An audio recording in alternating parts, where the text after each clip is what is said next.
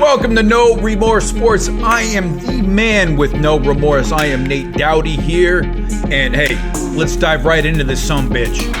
We got Drew Brees and the national anthem.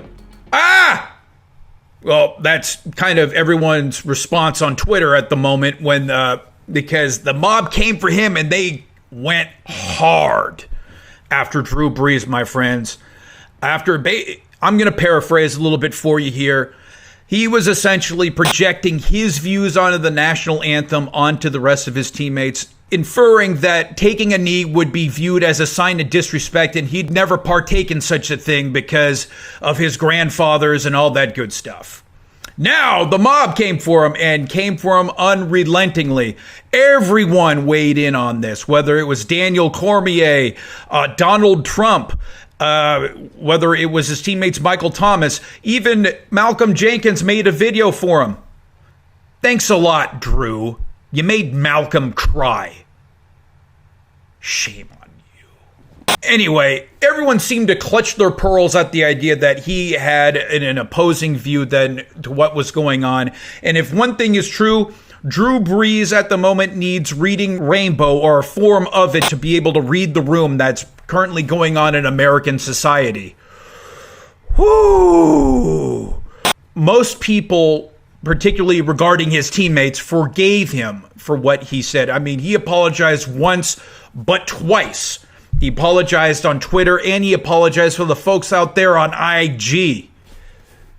Most people forgave him, but other people didn't. Like Malik Jackson. And I'm sure Drew Brees is thinking right now, oh, shiver me timbers. Malik Jackson. Oh my God, what's he going to do? Take a hot tub time machine back to 2017 to where he was an actually irrelevant player in the league? No, Drew Brees is not losing any sleep over Malik freaking Jackson.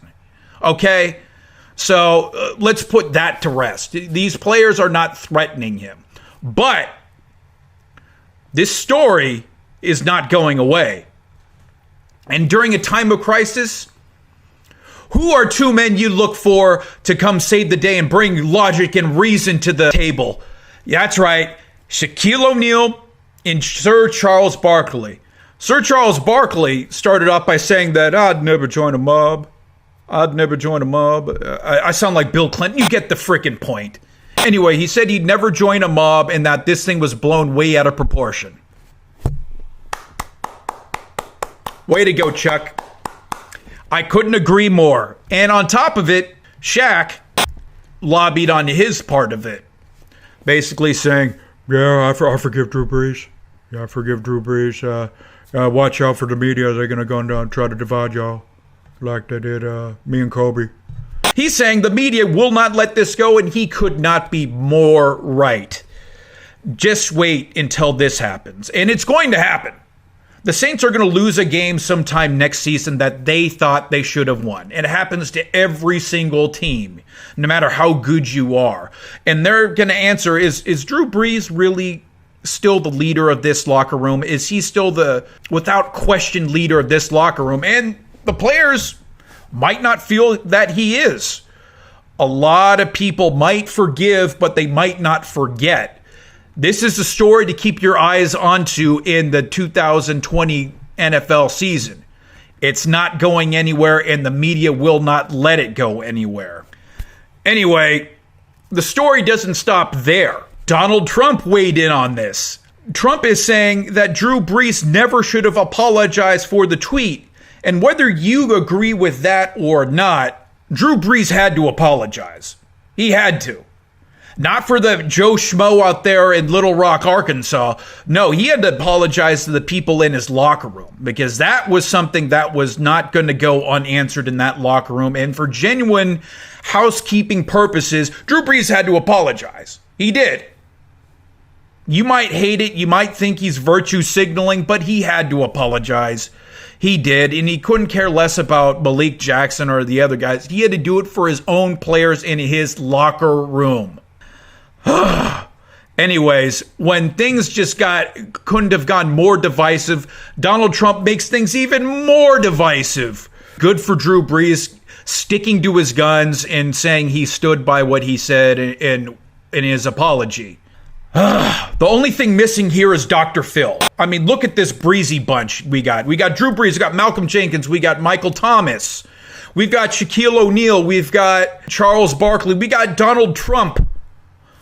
All we need is Dr. Phil, an opportunist like that, to basically come by and say, Drew, you need to get serious about your life.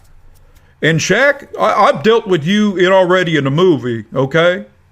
Anybody got a scary movie? 17 was a great movie. No bad problem. Donald Trump, of course, is going to be there in the corner saying, well, actually, the only people that need to apologize are the people kneeling for the national anthem. At the end of the day, it's simple.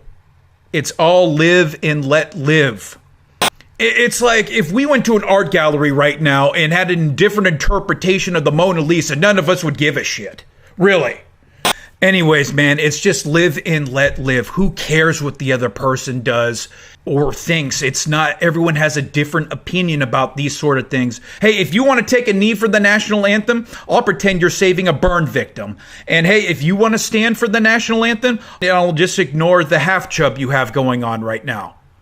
Anyway, if you like this video, go ahead, subscribe. Go follow me on Twitter at No Remorse Sports.